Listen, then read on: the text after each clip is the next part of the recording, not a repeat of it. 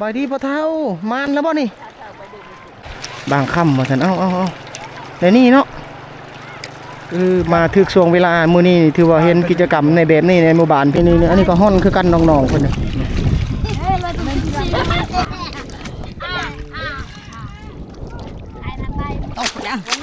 เดี๋ยวนี้น้องไม่เท่าเนาะฮ้อนค่ำวิธีการเอาพี่น้องก็คือมันจะอยู่แถวดินทรายแถวขี้ต่มแถวหญ้าแถวนี้เด้นี่ก็แม่นหมดนี่ขุดนี่น้องเพิ่นขุดเอาดินแล้วพร้อมกับหญ้านี่แล้วไปใส่ตำบักหุ่งบ่ทันลูกแล้วหมดแล้วเขากินใส่ปลาแดกบ่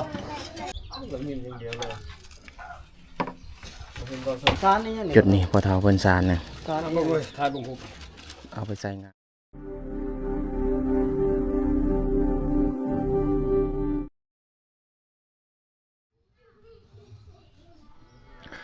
สบายดีทุกคนตัวนี้งัวเด้อพี่น้องต้นคลิปงัวเข้าเกี่ยมในงานแต่งสลีมาอยู่จุดนี้ในเฮือนเจ้าภาพฝ่ายหญิงเนี่ยเด้ติวกองฟังเฮือนเจ้าสาวก่อนนี่ในหลังนี้แหละแต่ว่ามื้อนี้บ่แม่นมื้องานแต่งนะนี่ฟืนไฟเขาเกี่ยมเอามาแต่ปลาแล้วมาตั้งไว้ในจุดนี้เกี่ยมงานพี่น้องเด้อถ้ารุ่นมือวันที่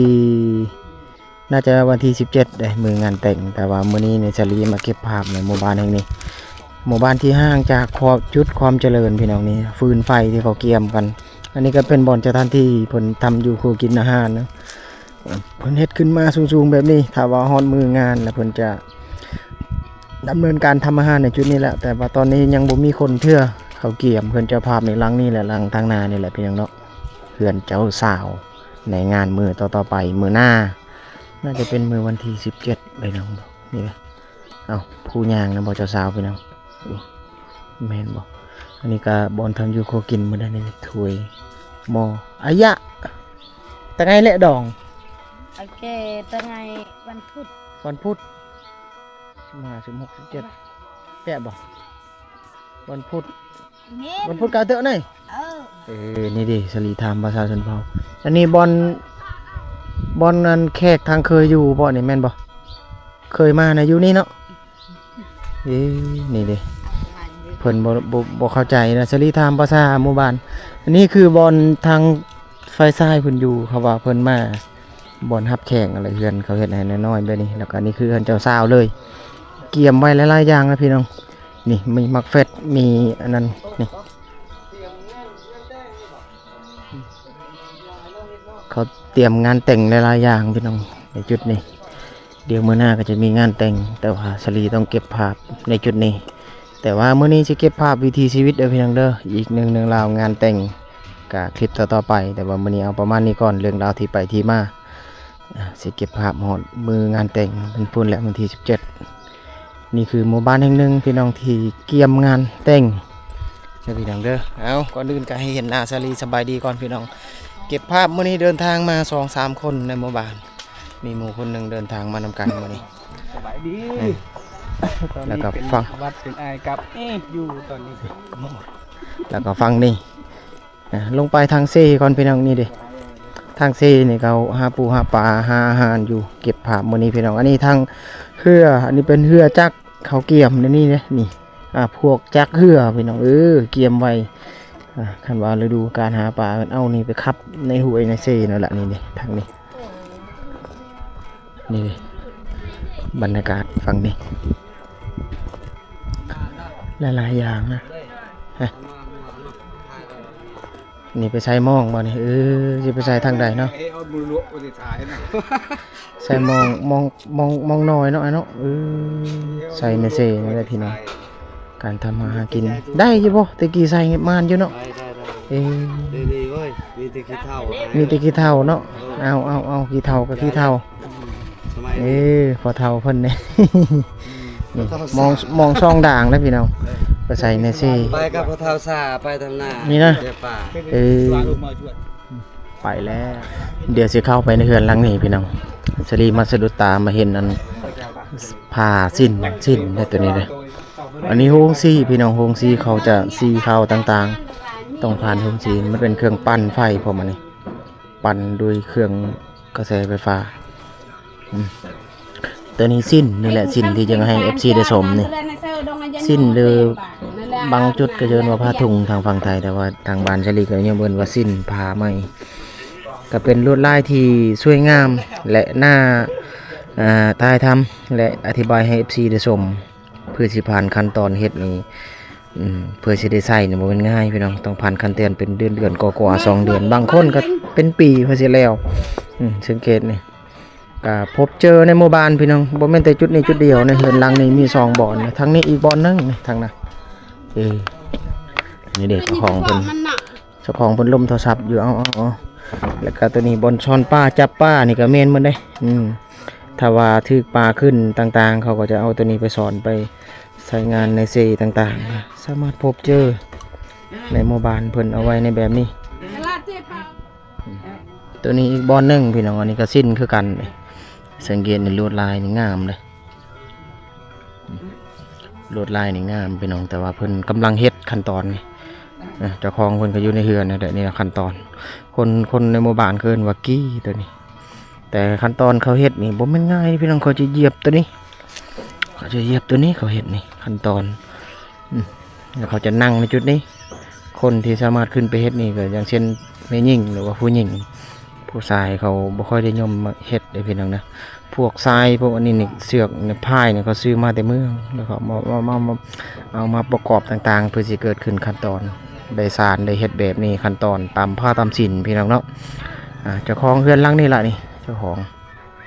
เพิ่นอยู่ตารางแต่เพิ่นขายเวียกลมโทรศัพท์ตัวนี้เศร้าเหลี่ยมเนี่ยบ่แม่นอันนั้นนะพี่น้องฝากโดยควันโดย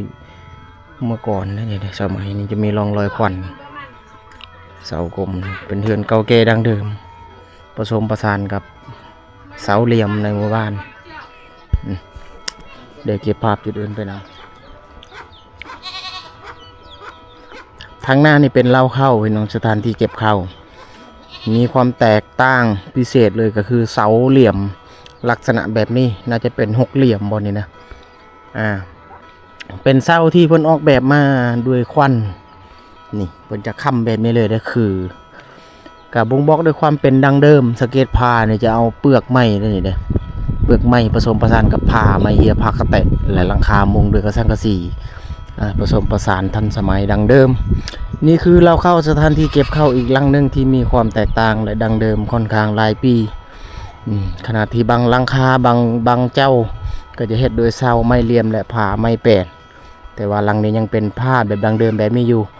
ก็ยังนุ่งด้วยให้เห็นพี่น้องอีกนึงกิจกรรมคือผลสังเกตนี่เห็นบ่จะใส่คือในแบบนี้เลยนะ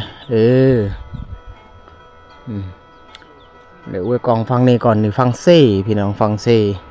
สวยงามในยามแรงๆพี่น้องเดี๋ยวเก็บภาพฟังเซ่พี่น้องเด้อกิจกรรมชาวบ้านหาปูหาปลาบรรยากาศในแม่น้ำสายเซ่บางเฮียงจุดนี้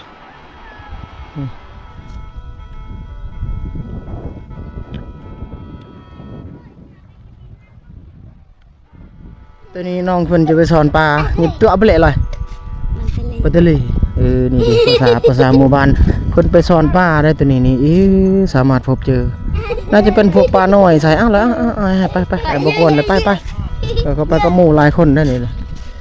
ตัวนี้ส่วนปลูกผักนี่พี่น้องบ่พอในจุดนี้สวยงามเด้อปลูกผักไว้ใส่ไว้กินเองเป็นวิธีพึ่งพาวิถีชีวิตอีกจุดหนึ่ง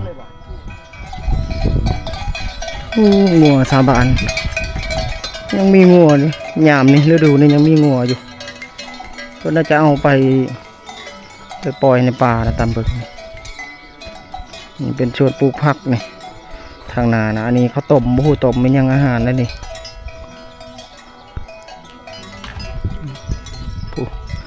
เอาเก็บผักตัวเนื่องลงไปที่เซก่อนแต่นี้เหือนี่เพิ่นบ่ได้ใส่เลยเพิ่นวางไว้ในจุดนี้เดี๋ยวลงไปที่เซ่ก่อนอันนี้ก็เหืออีกลำนึงนี่เส้นทางลงไปนี่นี่เบิ่งเลยไอ้เบิ่งก่อนลงมาฮอดเซ่ได้บ่เลยปลาบ่ใส่ตัวนี้นะปลากะกี้กึยปลาน้อยนี่พี่น้องเอานี่ดิตัวนี้แหละจับปลาสอนปลาอันนี้นี่ เขาห้อนคำพี่น้องเดี๋ยวพาไปเบิ่งก่อนอันนี้เท่าเพิ่นกำลังข้ามไปนี่เดี๋ยวพาไปเบิ่งเท่าเพิ่นในห้อนคำในเซ่บางเหียงนี่นะพี่น้องอยู่นี่ก็มีคำคือกันเลยน่ะสีดำเนี่ยยายสีดำแล้วมีเนี่ยเก๋นี่ดิทุกคนนี่ดิพี่น้องเป็นดำๆเนาะแล้วเอาไปตองไปเฮ็ดต่อเนาะเป็นดำๆนะพี่น้องนะค่ำโอ้แม่นบ่ได้คนนะแม่นบ่ได้เนาะหลายคนเลยทุกคนบ่แม่นแต่เท่าเพิ่นคนเดียวไว้ฟังนึงก็หาปูหาปลาอยู่สายเซบางเฮียงบ่อนน้ำตื่นนะพี่น้องก็คือบ่อนแกว้งนี่บ่อนน้ำตื่นสามารถหาได้ทุกคนเอาเบิ่งอีกฝั่งนี่พอเท่าเพิ่นนี่สบายดีพอเท่ามานแล้วบ่นี่เบิ่นมาช่วยไหนยายตอนไหนนั่นนะบางค่ำว่าซั่นเอาในนี่เนาะมาถึกช่วงเวลามื้อนี้ถือว่าเห็นกิจกรรมในแบบนี้ในหมู่บ้านพี่น้องสลีมาหลายเทื่อนี่ถือว่าบ่ได้ค่อยเห็นนะมามื้อนี้มีความแตกต่างก็คือเอาบาดนี่อีกฝั่งนั้นก็แม่นมื้อนี้มาเท่าเพิ่นนี่ก็พอได้ซื้อได้ค่ายอยู่ได้ตามเบิ่งนี่เด้นี่มันบ่ไม่เท่าใช่ตัวนี้นั่นแฉงชิ้นว่านี่ตัวดำๆนี่เหลื่อมๆนี่พี่น้องเอาอย่าเบิ่นเต็มทุ่งแล้วบัดนี้เนาะเท่าเนาะดูพี่น้องเอาเดี๋ยวเก็บภาพแล้วสดไปนำพี่น้องมาอยู่จุดนี้อีกจุดหนึ่งอันนี้อันนี้ก็ห้อนคือกันน้องๆคนนี้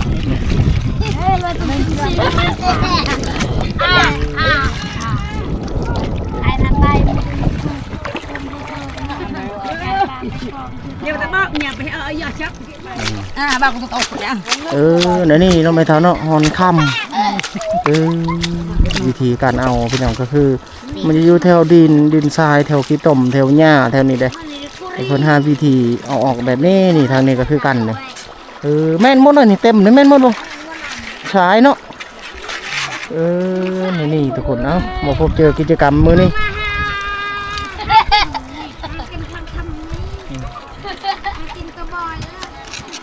นี่ก็แม่นมัดนี่ขุดนั่นเนี่ยอันอดแกเลยอันอดในแกน่าจะยังดังเนี่ยนี่เป็นน้องนี่แล้วก็เอาไปนี่แล้วก็ขุดต่อนี่น้องคนขุดเอาดินแล้วพร้อมกับหญ้านี่แล้วไปใส่ในตัวนี้ก่อนที่เอาไปดำเนินการต่อ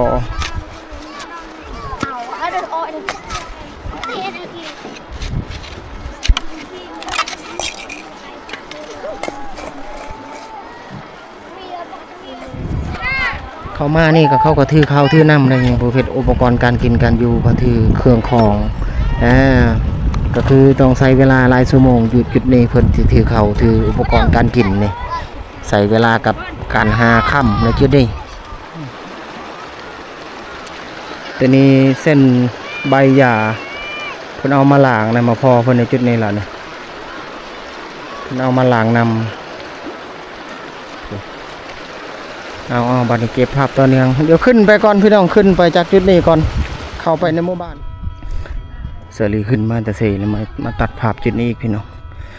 บรรยากาศสวยงามในหมู่บ้านความเป็นดังเดิมและวิถีชีวิตที่มีความเป็นดังเดิมพี่น้องเราจะเก็บภาพรวมภาพพี่น้องเด้อ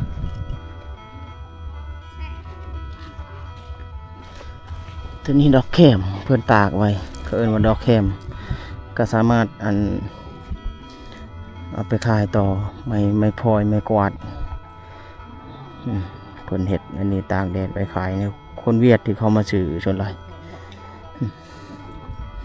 อันนี้เขากินตำบักหุ่งเป็นกุ้มเลยกินตำบักหุ่ง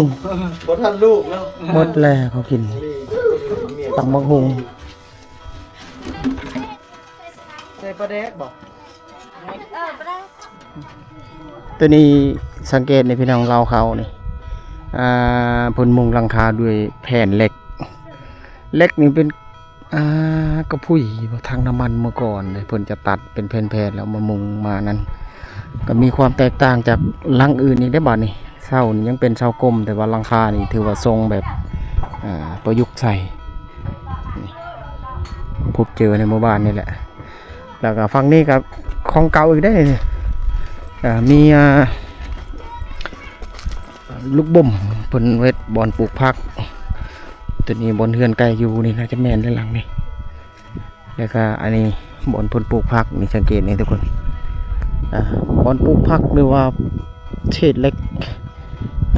บ่แม่นเล็กธรรมดาก็คือลูกบ่มเก่ามาหลายปีแล้วล่ะยุคก่อนเพิ่นมาประยุกต์ใส่มาเฮ็ดมาตั้งขึ้นเสา2เสา3เสาไปนี่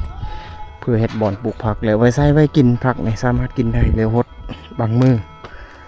ก็สามารถพบเจอและความแตกต่างในหมู่บ้านแห่งนี้เฮือนเพิ่นน่าจะอยู่หลังนี้ได้นี่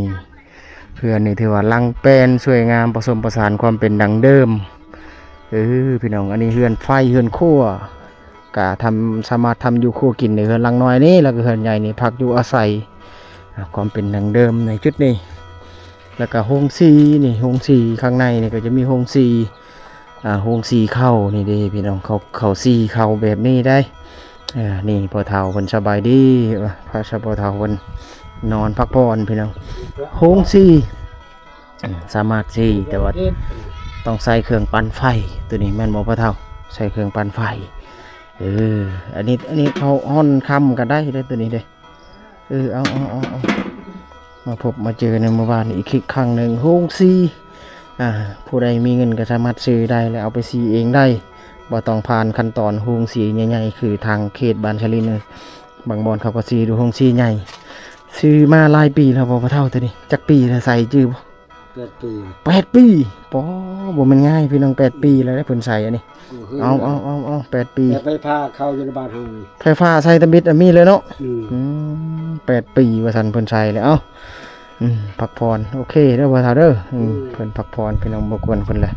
อากาศร้อนนี่พี่น้องเพิ่นพักผ่อนว่าซั่น8 ปีโฮงซีเพิ่น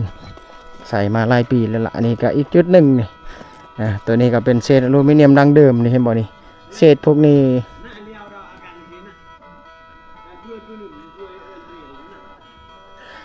ตัวนี้เพิ่นเอาออกจากเหือคือกันน่ะนี่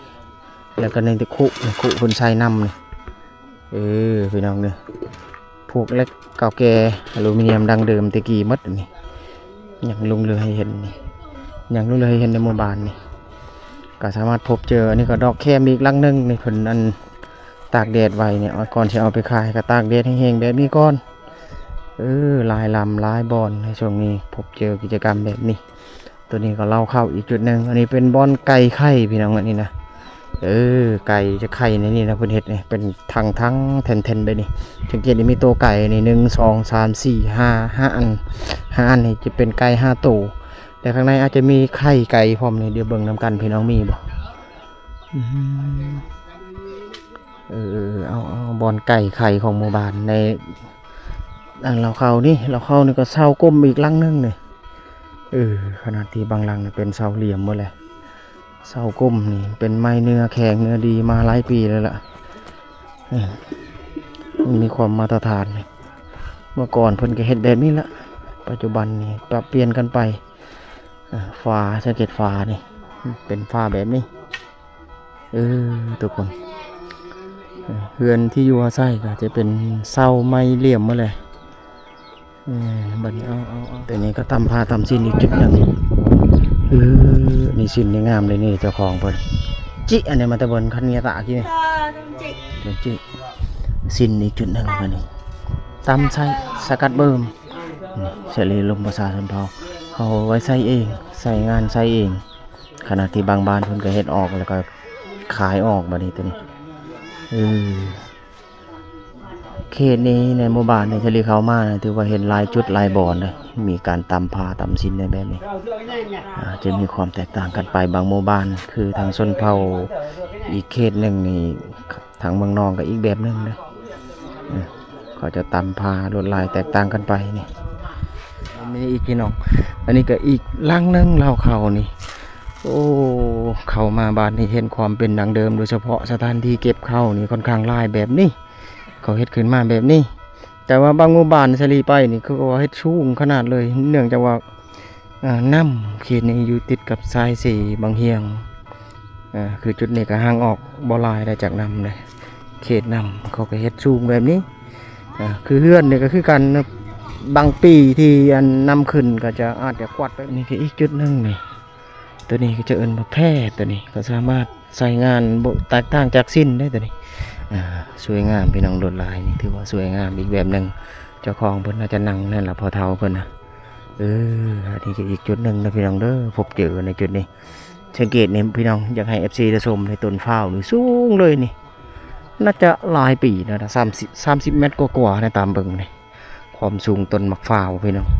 แล้วก็ทั้งอันนี้นะทั้งอีกทางหนึ่งก็คือบ่มเพิ่นเฮ็ดบ่อนปลูกผักอีกจุดหนึ่งได้อันนี้ก็เพิ่นจะปลูกอันนี้ก็เป็นทั้งแบบนี้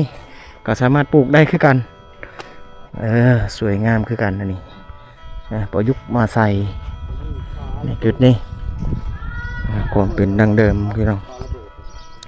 ค่อนข้างหลายอันหลายแนวนะความเป็นดังเดิมในหมู่บ้านนี่สังเกตอันนี้ถังน้ำมันอันนี้ก็กระพุ้ยเก่าแก่เมื่อก่อนนี่เสนมกินสอดมาเลยโตเขาตัดเป็นเพนๆแล้วก็ไปมุงหลังคาอะไรต่างๆก็สามารถใช้งานต่อไปได้นี่ก็เฮือนครัวเฮือนไฟทางนี้ก็ส่วนนี่ก็ส่วนปลูกผักนี่แม่นหมดนี่เฮือนที่อยู่อาศัยสวยงามพี่น้องแตกต่างปะปนกันไปเราเข้ากับเพื่อนถือว่าอยู่ห่างกันบ่หลายติดกันก็มีความเป็นดังเดิมบางหมู่บ้านกับธรรมชาติค่อนข้างแตกต่างจากจุดในเมืองที่มีความเจริญปะปนกันไปนี่ดิมาบางเมืองก็เห็นแบบนี้บางบอนนี่มันต่ำกันอยู่นี่เอาบ้านนี้แล้วนี่เนาะเบิ่งนำกันเป็นน้องเพิ่นเฮ็ดน่าจะเดือน2 เดือนบางคนก็เป็นปีเพื่อสิแล้วนี่บ่แม่นง่ายชิ้นง่ายเท่านี่ต้องสิดูเถอะนี่ดิเพิ่นเว้าเอาบัดนี้หลายมื้อแล้วเพิ่นบอกไม่ตัวนี้แห้ไปเนาะก็สามารถใส่ตึกในในห้วยได้ตัวนี้อุปกรณ์จับปลาของชาวบ้านตัวนี้ก็ส่วนผักอีกจุดหนึ่งเฉลี่ยเข้ามานี่บ่อนปลูกผักที่อยู่อาศัยผักบัวหัวหอมปลูกผสมผสานของกินของอยู่ใส่แก้วใส่แกงพืชผักซีนปลาอาหารต่างๆสามารถใส่ได้เข้ามาในส่วนนี้แหละพี่น้องเนาะก็ถือว่ามีความแตกต่างความขยันหมั่นเพียรของชาวบ้านอีกจุดหนึ่งที่ประยุกต์ใส่ก็คือขยันหมั่นเพียรปลูกผักปลูกหญ้าไว้ใส่ไว้กินสามารถพบเจอในจุดนี้อีก1 จุดพี่น้องจุดนี้พอเท้าเพิ่นสารนะ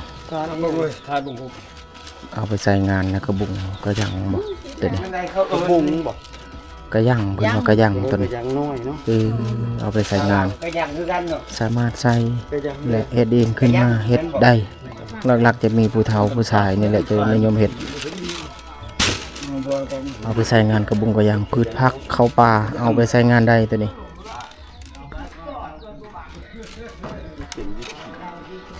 ใส่มาแต่รุ่นปู่ย่าตายายแม่นหลายร้อยปีมันคือเฮ็ดดีเนาะ